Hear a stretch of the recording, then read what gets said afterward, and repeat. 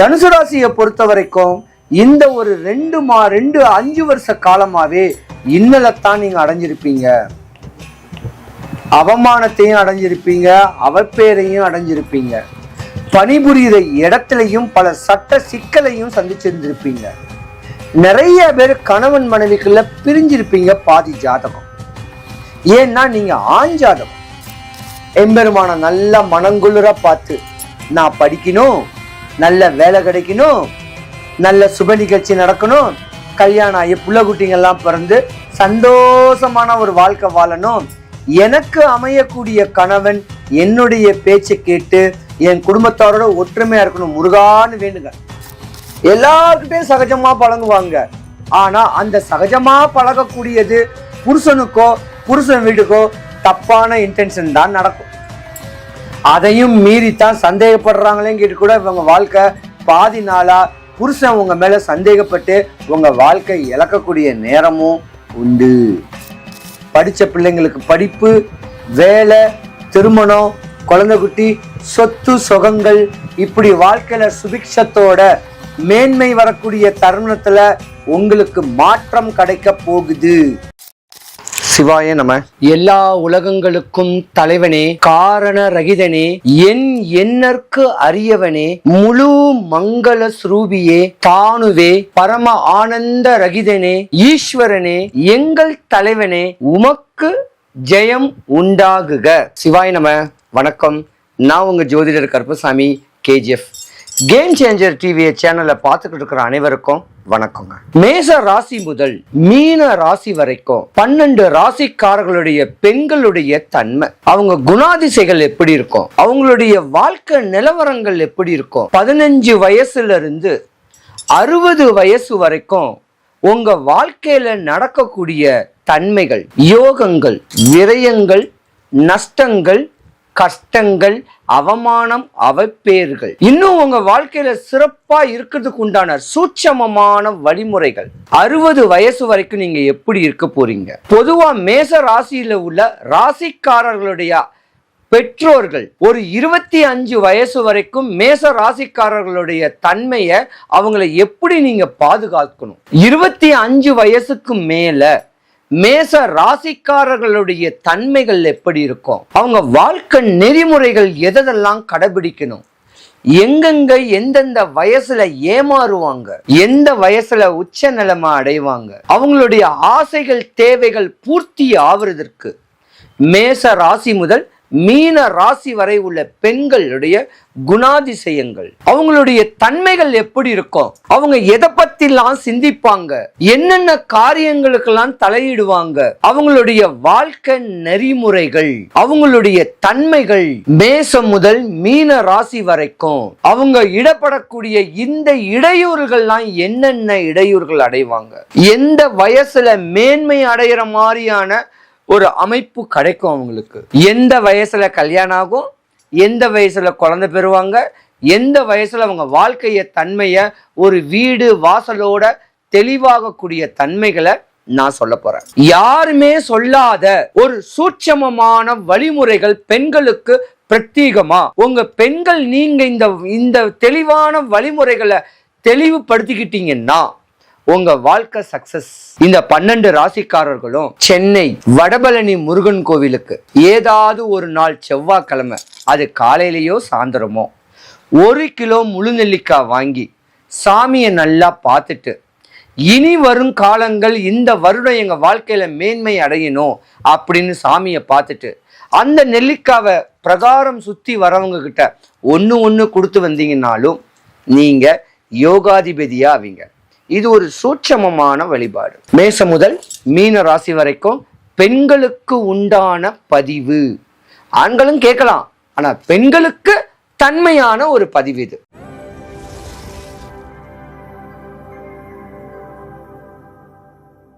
தனுசு ராசிக்கு அதிபதி அதிதேவத குரு பகவான். இந்த தனுசு ராசியில 3 நட்சத்திர பாதங்கள் பலமாவே இருக்கு. தனுசு ராசி மூல நட்சத்திரம், பூராட நட்சத்திரம், உத்திராட நட்சத்திரம். அப்ப கேது, சுக்கிரன், சூரியன் 3 நட்சத்திர பாதங்களை கொண்ட தனுசு ராசி ஒரு ஆண் ராசி.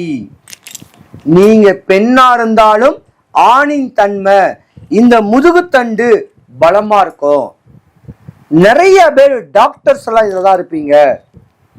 நிறைய பேர் கலைத்துறையில பிரகாசிப்பீங்க. நிறைய பேர் காவல்துறையில பிரகாசிப்பீங்க. அரசு சம்பந்தப்பட்ட அதிகார தோரணையான வேலையில இருக்கணும், படிக்கணும் ஆசைகள் நிறைய உள்ள ஜாதகம் நீங்க தான். ஆனா இந்த தனுசு ராசியில டீனேஜை பீட் பண்றது கொஞ்சம் கஷ்டம். அந்த டீனேஜ்ல தான் உங்க வாழ்க்கையவே இழப்பீங்க. சிறு வயசுலயே கல்யாணமும் முடிச்சிருவீங்க. ஆனா காதல் திருமணம் பண்ணீங்கன்னா தான் உங்க வாழ்க்கை கஷ்டப்படும். ஆனா 21, 23, 25க்கு மேல கல்யாணம் பண்ணீங்கன்னா நீங்க தான் உங்களுடைய சமூகத்துல ஒரு நல்ல அந்தஸ்துல படிச்ச பக்குவமான வேலை கிடைக்க வாய்ப்பு உங்களுக்கு தான் இருக்கு. தனுசு ராசியை பொறுத்த வரைக்கும் இந்த ஒரு 5 வருஷ காலமாவே இன்னலத்தான் நீங்க அடைஞ்சிருப்பீங்க. அவமானத்தையும் அடைஞ்சிருப்பீங்க, அவப்பேரையும் அடைஞ்சிருப்பீங்க. பணிபுரியுற இடத்துலையும் பல சட்ட சிக்கலையும் சந்திச்சிருந்திருப்பீங்க. நிறைய பேர் கணவன் மனைவிக்குள்ள பிரிஞ்சிருப்பீங்க பாதி ஜாதகம். ஏன்னா நீங்க ஆண் ஜாதகம். உங்க குடும்பத்தை, உங்க பிள்ளைங்களுக்கு தேவையான ஒரு பொருளாதாரம் மூலாதாரம் கிடைக்கலன்னா புருஷனையே டைவர்ஸ் பண்ணிடுவீங்க. அப்படியாப்பட்ட ஒரு நேரமும் நடக்கும். ஆனா இப்பத்தான் தெரியும் கணவன் மனைவிக்குள்ள ஒரு ஒற்றுமை தன்மையை பத்தி. தனுசு ராசியில உள்ள பெண்கள் ஆணின் தன்மையில இருப்பாங்க. தனுசு ராசியில உள்ள பெண்களை கிட்ட மற்ற ராசிக்காரங்க கொடுத்து வச்சிருக்கணும். உங்க குடும்பத்துக்கு அஸ்திவாரம் கூட சொல்லலாம். உங்க குடும்பம் மேன்மையாகுவதற்கு என்ன காரியங்கள், என்ன விஷயங்களுக்கு வேணா ஆள்படக்கூடிய தன்மை உங்க தனுசு ராசி பெண்களுக்கு தான் உண்டு. நிறைய பேருக்கு சட்ட சிக்கலை நீங்க சந்திச்சிருக்கணும் ஒரு குறிப்பிட்ட கால வயசுல. அதெல்லாம் போயிடுச்சு. இனிமே ஒரு சித்தரை, ஒரு மகான, ஒரு தெய்வ அனுகிரகம் உடைய ஒரு அமைப்பை பிடிச்சுக்கிட்டீங்கன்னா உங்க வாழ்க்கை உச்சநிலை. தனுசு ராசியில உள்ள பெண்களுக்கு முன்னோர், மூத்தோர் இல்லைன்னா கணவன் வீட்டு வழியில வரக்கூடிய சொத்துகள் வரதுக்கு வாய்ப்பு இருக்கு. இருந்திருந்தாலும் தனுசு ராசி பெண்கள் ஒரு ஏமாற்றம் ஒண்ணு அடைவீங்க.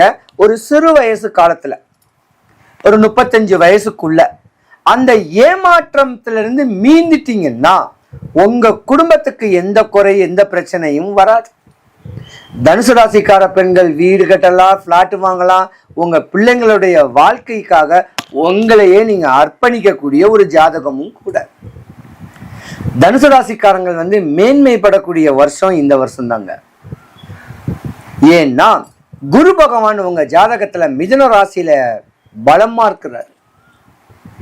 7வது வீட்டுல இருக்காரு. குரு கடாட்சியம் உங்களுக்கு கிடைக்க போகுது. மண்ணு வாங்க போறீங்க, பொண்ணு வாங்க போறீங்க, மாளிகை கட்ட போறீங்க. பட்ட துன்பம் எல்லாமே விலகி போகக்கூடிய நேரமும் தனுசு ராசி பெண்களுக்கு உண்டு. சூப்பரான ஒரு நேரம், காலங்களை உங்களை தேடி வந்துகிட்டு இருக்கு. தனுசு ராசிக்காரர்கள் குருவுடைய கடாட்சியம்னால நீங்க திருச்செந்தூர் கோயிலுக்கு போகலாம். இல்லைன்னா இங்க இருக்கிற வடபழனி முருகன் கோவில போயிட்டு மனசார ஏதாவது ஒரு செவ்வாய்க்கிழமையில சாந்தரமா எம்பெருமான நல்ல மனங்குளிர பார்த்து, நான் படிக்கணும், நல்ல வேலை கிடைக்கணும், நல்ல சுப நிகழ்ச்சி நடக்கணும், கல்யாணம் ஆகி புள்ள குட்டிங்கெல்லாம் பிறந்து சந்தோஷமான ஒரு வாழ்க்கை வாழணும், எனக்கு அமையக்கூடிய கணவன் என்னுடைய பேச்சை கேட்டு என் குடும்பத்தாரோட ஒற்றுமையா இருக்கணும் முருகான்னு வேண்டுங்க. தனுசு ராசி பெண்களை கேட்ட மற்ற ராசிக்காரங்கள்லாம் கொடுத்து வச்சிருக்கணும். அப்படியாப்பட்ட தன்மையுடைய சூப்பரான ராசி தனுசு ராசி தாங்க.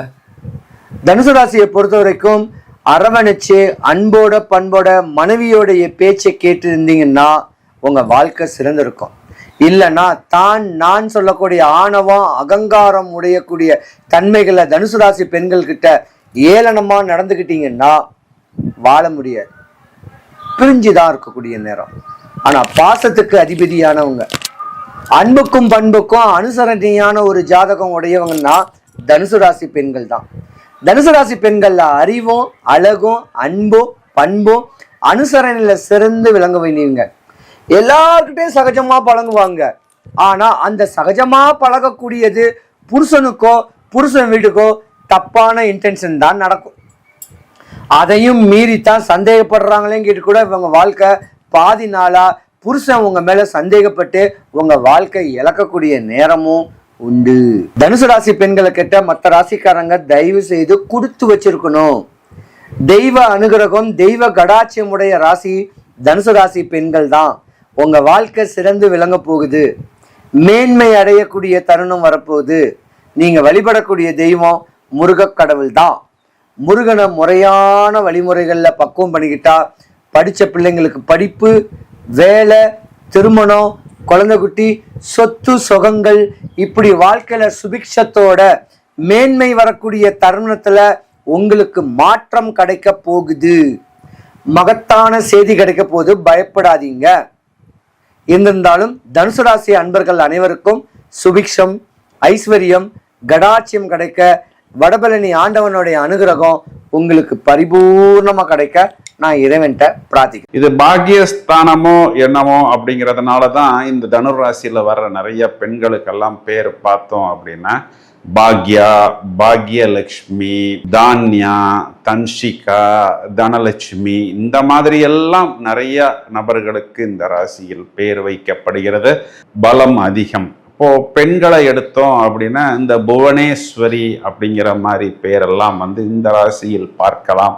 அப்போ புவனா ஒரு கேள்விக்குறி அப்படிங்கிறது இந்த ராசி பெண்களுக்கு நன்றாகவே பொருந்துகிறது. ஒரே மாதிரி இருக்கணும், பார்க்கறதுக்கு ரொம்ப ஒரு டிசிப்ளினா இருக்கணும், நீட்டா இருக்கணும் அப்படின்னு எதிர்பார்ப்பார்கள். அதுபோல் அந்த இடத்தில் இல்லை அப்படின்னா இவர்களுக்கு டக்குன்னு ஒரு கோபம் வரும். அந்த கோபம் பார்த்தோம்னா ஒரு நியாயமான நேர்மையான கோபமாக இருக்கும்.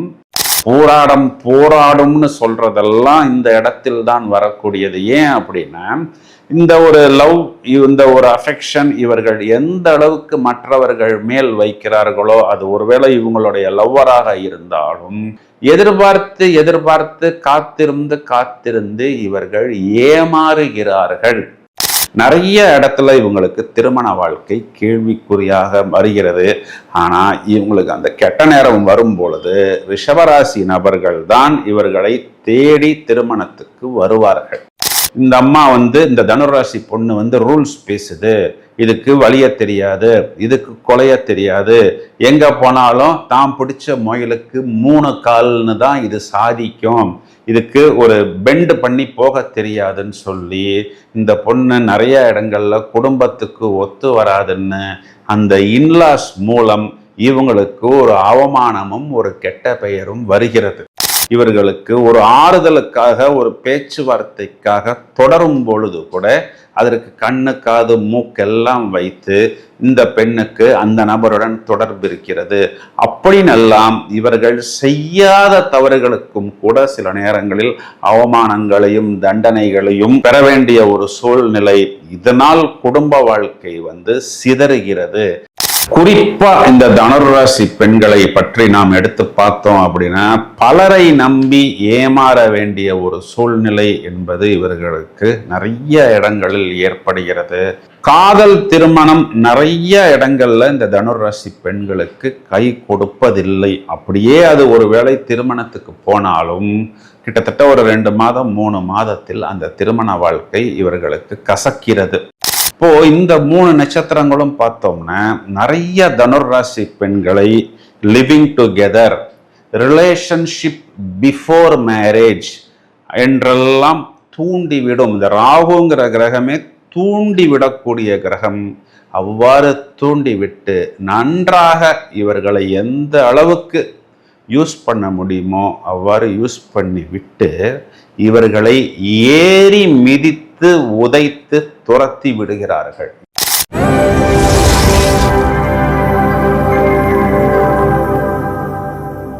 ஹாய் ஃப்ரெண்ட்ஸ், நாம் பெண்களை பற்றி தொடர்ச்சியாக இதற்கு முன் பார்த்து கொண்டிருக்கிறோம். இந்த பதிவில் நாம் எடுத்திருப்பது தனுர் ராசி. அப்போ இந்த தனுர் ராசி பெண்களுடைய லைஃப் ஸ்டைல் எவ்வாறு இருக்கிறது, அவங்களுக்கு என்ன பிளஸ் என்ன மைனஸ், தனுர் ராசி சகோதரிகள், தனுர் ராசி தாய்மார்கள், தனுர் ராசி பாப்பாக்கள் என்ன செஞ்சா லைஃப்ல அடுத்த ஸ்டெப் வர முடியும். இதுல மைனஸான இருக்கக்கூடிய ஒரு சில விஷயங்களை நான் கொஞ்சம் அழுத்தம் திருத்தமாக சொல்வதன் காரணம் என்ன அப்படின்னா, அவர்கள் தங்களை மேலும் மெருகேற்றிக் கொள்ள வேண்டும் அப்படிங்கிறது தான் இந்த பதிவின் மைய நோக்கம். இந்த தனுர் ராசி என்பது காலபுருஷ ராசிக்கு 9வது ராசி பாக்யஸ்தானம் அப்படின்னு வருகிறது. இது பாக்யஸ்தானமோ என்னமோ அப்படிங்கிறதுனால தான் இந்த தனுர் ராசியில் வர்ற நிறைய பெண்களுக்கெல்லாம் பேர் பார்த்தோம் அப்படின்னா பாக்யா, பாக்யலட்சுமி, தான்யா, தன்ஷிகா, தனலட்சுமி, இந்த மாதிரி எல்லாம் நிறைய நபர்களுக்கு இந்த ராசியில் பேர் வைக்கப்படுகிறது. இப்போ அந்த பேரை பார்க்கும் போதே இவங்க தனுர் ராசி அப்படிங்கிறது தெரியப்படுகிறது. இந்த தனுர் ராசி நெருப்பு ராசி, அதையும் தவிர இது ஒரு ஆண் ராசி. அப்போ தனுர் ராசியில் பிறக்கக்கூடிய ஆண்களுக்கு பலம் அதிகம். இப்போ பெண்களை எடுத்தோம் அப்படின்னா இந்த புவனேஸ்வரி அப்படிங்கிற மாதிரி பேரெல்லாம் வந்து இந்த ராசியில் பார்க்கலாம். அப்போ புவனா ஒரு கேள்விக்குறி அப்படிங்கிறது இந்த ராசி பெண்களுக்கு நன்றாகவே பொருந்துகிறது. இந்த தர்மம், கர்மம், காமம், மோக்ஷம், இதுல வந்து தர்ம ராசி அப்படிங்கிறதுல அமைப்பில் வரக்கூடிய ராசி. தர்மம் அப்படின்னாவே பொது நலன் கருதி விசுவாசத்துக்கு பேர் போன அப்படின்னு நம்ம சொல்லலாம். இந்த தனுர் ராசி எப்பொழுது வருகிறது அப்படின்னா, சூரியன் வந்து இந்த ராசிக்குள் சஞ்சரிக்கும் காலத்தை தான் மார்கழி மாசம் அப்படின்னு சொல்லப்படுவது உண்டு. இப்போ அந்த மார்கழி மாசம்னாவே நமக்கு தெரியும், காலையில எல்லாருமே எந்திரிச்சு கோலம் போட்டு ரொம்பவும் சுத்தபத்தமா ஆச்சார அனுஷ்டானமா பூஜைகள் செய்யறது, புனஸ்காரங்கள் செய்யறது, இது எல்லாமே அதாவது ஒரு புனிதமான மாதமாக இந்த மார்கழி மாதம், அதைத்தான் மாதங்களில் மார்கழி அப்படின்னு சொல்லப்படுவது உண்டு. அப்போ இந்த அக்னி, இந்த தனுர் ராசியினுடைய நெருப்புங்கிறது ஒரு புனிதமான நெருப்பு. இப்போ சிம்மமும் வந்து நெருப்பு ராசி தான், மேஷமும் நெருப்பு ராசி தான். தனுர் ராசி நெருப்பு வந்து புனிதமான ஒரு அக்னியிலிருந்து, ஒரு தீபத்திலிருந்து வரக்கூடிய ஒரு நெருப்பு எப்படி வந்து தன்னை சுத்தி இருக்க நபர்களுக்கு ஒரு பிரகாசம், ஒரு ஒளி தத்துவத்தை கொடுக்கிறதோ, இந்த நெருப்பு எப்படி ஒரு இடத்தை சுத்தப்படுத்துகிறதோ, அதை போன்று ஒரு புனிதமான நெருப்பு. மேலும் இந்த ஒரு ஒளி பொருந்திய அமைப்பு என்பது இவர்களை சார்ந்தவர்களுக்குத்தான் அதிகம் போய் சேருகிறது. இந்த ராசியே குருவின் குணாதிசயம். குரு அப்படின்னா மறப்பது, மன்னிப்பது, மற்றவர்களை நல்வழிப்படுத்துவது, ஒரு ஆசிரியராக இருப்பது, மற்றவர்களை மேலே ஏற்றிவிடும் ஏணியாக செயல்படுவது, எல்லாம் ரைட்டு தான். ஆனால் ஏணி வந்து மேலே ஏறுதா அப்படின்னு பார்த்தால் அதுவுமே வந்து ஒரு கேள்விக்குறிதான். இவ்வாறு இவர்கள் மற்றவர்களை ஏற்றிவிட்ட பிறகு மற்றவர்கள் இவர்களுக்கு விசுவாசமாக இருக்கிறார்களா அப்படின்னு பார்த்தால் இதையும் நாம் கொஞ்சம் யோசிக்கத்தான் வேண்டும். உயர் அந்தஸ்தில், உயர் பதவியில் இருக்கக்கூடிய நபர்கள்லாம் நம்ம வந்து இந்த தனுர் ராசியில பார்க்கலாம். நிறைய இந்த teaching, banking, government jobs, auditing, medical field, இந்த மாதிரி ஃபீல்டுலெல்லாம் இவர்களை நாம் பார்க்கலாம். அதாவது இவர்கள் எப்பொழுதுமே ரொம்பவும் கச்சிதமாக ஒரு பர்ஃபெக்ஷனிஸ்டாக பொதுவாகவே இருப்பார்கள். அதாவது இவங்க வீட்டு வாசல்ல ஒரு செப்பலை கழட்டி வைக்கும்போது கூட, இல்லை ஒரு 4-5 வெஹிக்கிள்ஸை பார்க்கிங் பண்ணும்போது கூட ஒரே மாதிரி இருக்கணும், பார்க்கறதுக்கு ரொம்ப ஒரு டிசிப்ளினா இருக்கணும், நீட்டா இருக்கணும் அப்படின்னு எதிர்பார்ப்பார்கள். அதுபோல் அந்த இடத்தில் இல்லை அப்படின்னா இவர்களுக்கு டக்குன்னு ஒரு கோபம் வரும். அந்த கோபம் பார்த்தோம்னா ஒரு நியாயமான, நேர்மையான கோபமாக இருக்கும். அந்த கோபத்துல நம்ம ஒரு சொல்ல முடியாது. ஏன்னா இவங்க தான் எல்லா விஷயத்திலையுமே ஒரு பர்ஃபெக்ஷன்னே இருக்காங்களே. அப்போ அந்த பர்ஃபெக்ஷனுக்கு ஈக்குவலா மற்றவர்கள் இல்லாத போது இவர்கள் சட்டென்று வெடித்து விடுவார்கள். அப்பதான் இது நெருப்பு ராசி அப்படிங்கிறதையே நாம் உணர முடியும். இப்ப காலபுருஷ சக்கரத்துக்கு பிரகாரம் பார்த்தோம்னா இந்த ராசியாதிபதி குருவே தனக்கு தனஸ்தானத்தில் நீசமடைகிறது. அப்போ மற்றவர்களுக்காக செலவு செய்து அதிகமான பாரத்தை சுமக்கக்கூடிய நபர்கள், இவங்க அதிகமா கடன் வாங்க வேண்டிய ஒரு சூழ்நிலையும் ஏற்படுது. இதுல அதிகமான செலவுகள் இவங்களுக்காக செலவு பண்ணிக்கிறாங்க அப்படின்னு சொல்ல முடியாது.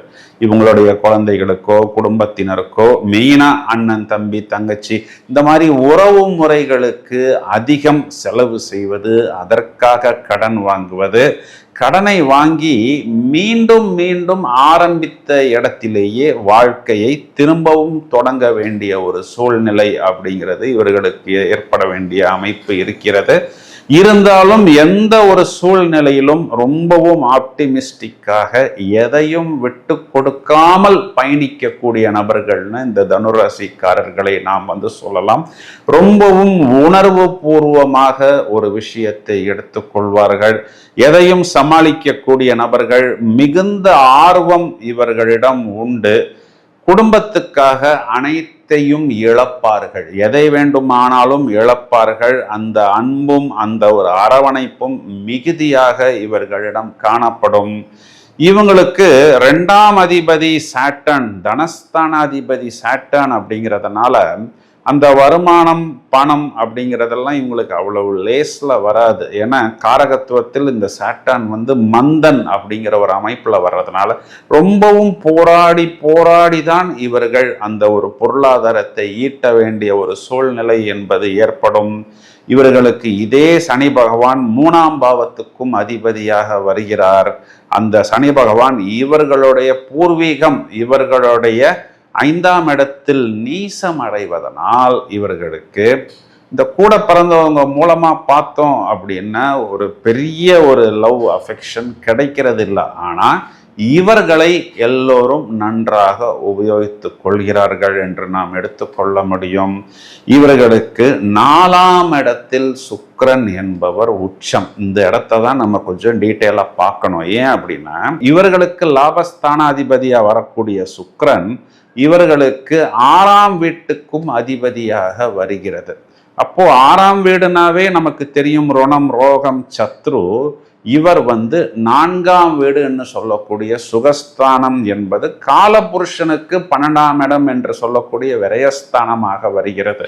இந்த சுக்கிரனாவே லவ், அன்பு, காதல், காமம் இதெல்லாம் குறிகாட்டக்கூடியது. அந்தந்த வயதுல, ஒருவேளை வயதில் மூத்த நபர்களா இருந்தாங்கன்னா ஒரு லக்ஸுரியஸ் லைஃப், இல்ல ஒரு நடு வயது நபர்களா இருந்தாங்கன்னா ஒரு வெளிநாட்டுக்கு போவது, நல்ல ஆடை அணிகலன்கள் அணிவது, இதெல்லாம் இவர்களுக்கு கொஞ்சம் நாட்டம் கூடுதலாகவே இருக்கும். ஆனால் இந்த இடத்தில் தான் இவர்கள் கொஞ்சம் தடுமாறுகிறார்கள்.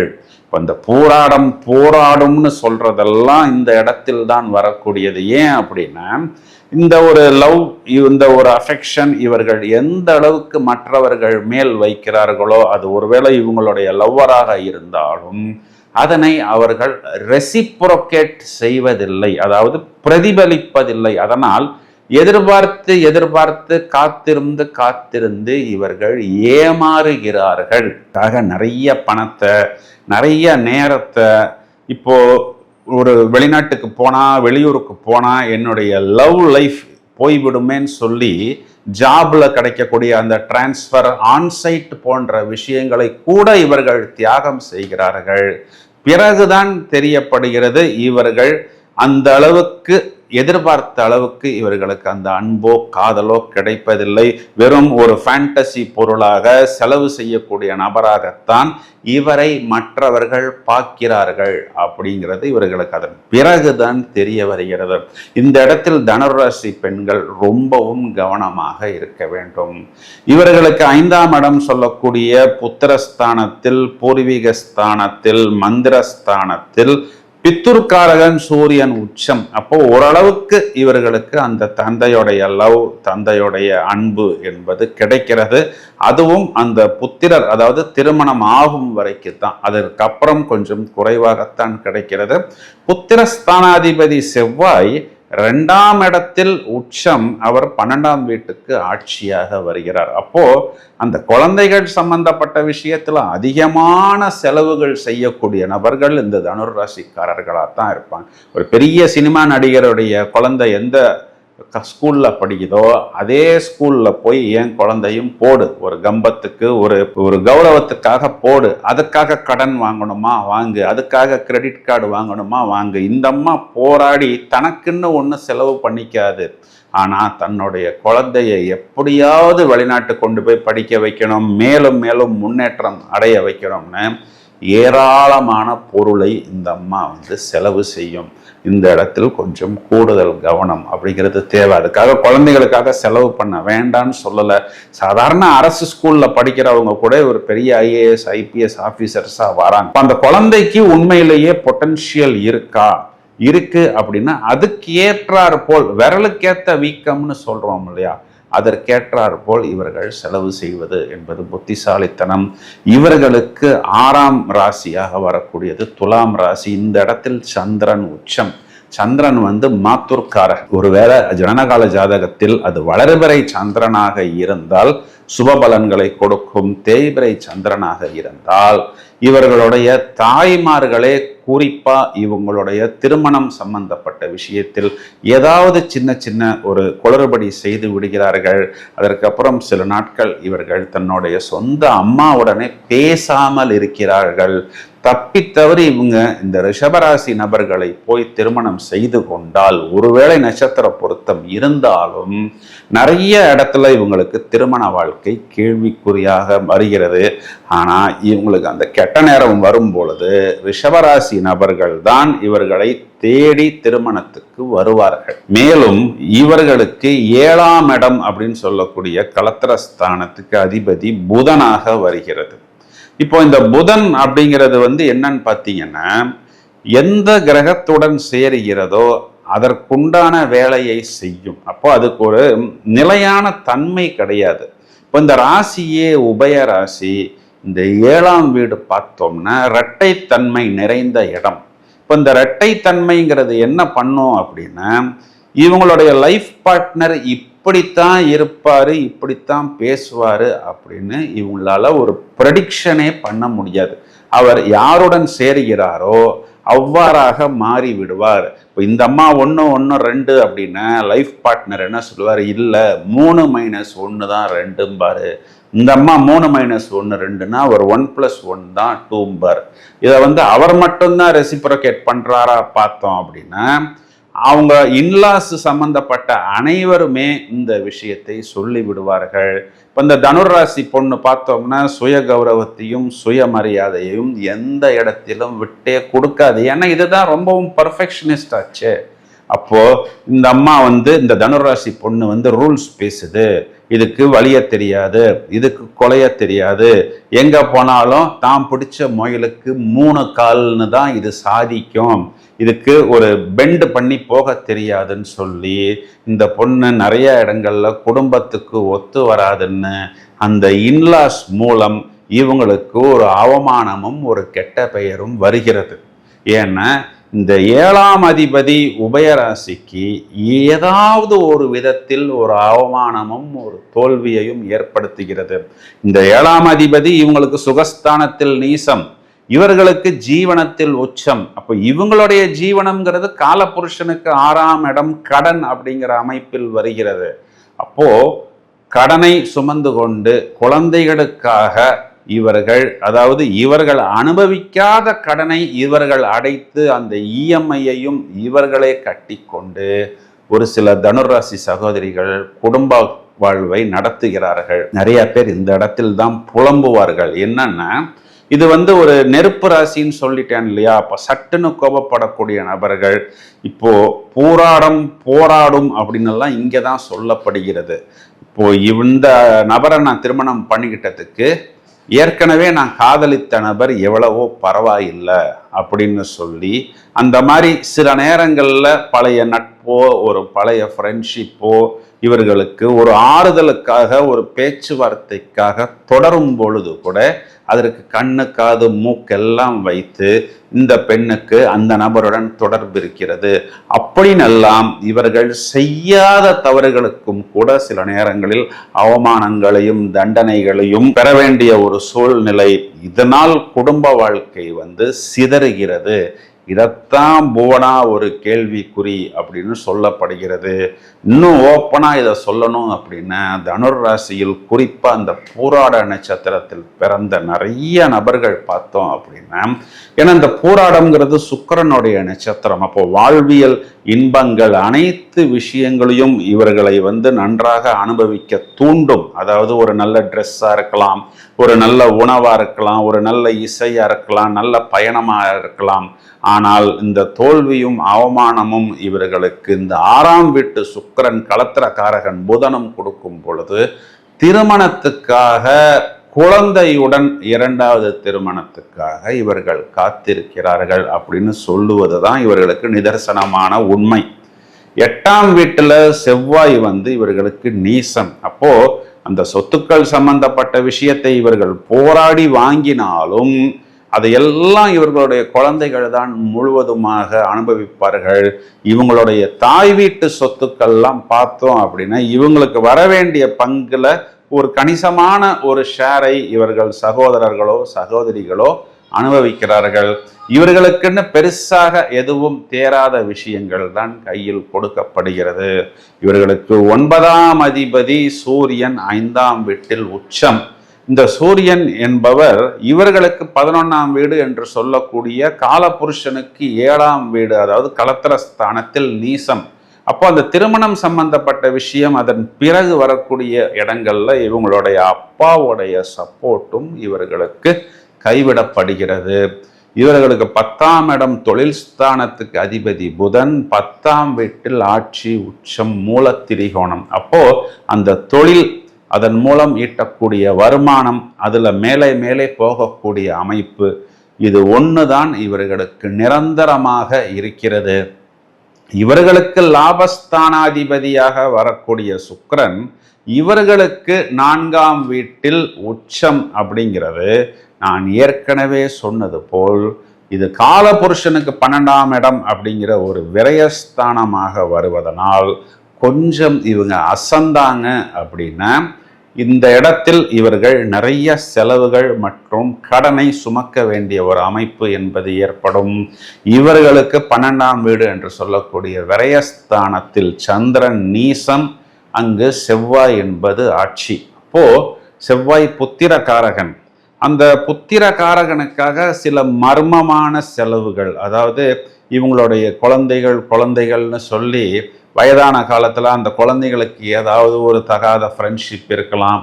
அந்த ஃப்ரெண்ட்ஷிப்பை எப்படியாவது நம்ம பிரேக் பண்ணி விட்டால்தான் அந்த குழந்தை நன்றாக இருக்கும். இல்லைன்னா அந்த ஒரு தீய நட்பால் நமது குழந்தை பொல்யூட் ஆகிவிடும் அப்படின்னு சொல்லி அந்த ஃப்ரெண்ட்ஷிப்பை டிஸ்டர்ப் பண்றதுக்கு கூட சில நேரங்களில் இவர்கள் செலவு செய்ய வேண்டிய சூழ்நிலை எல்லாம் ஏற்படுகிறது.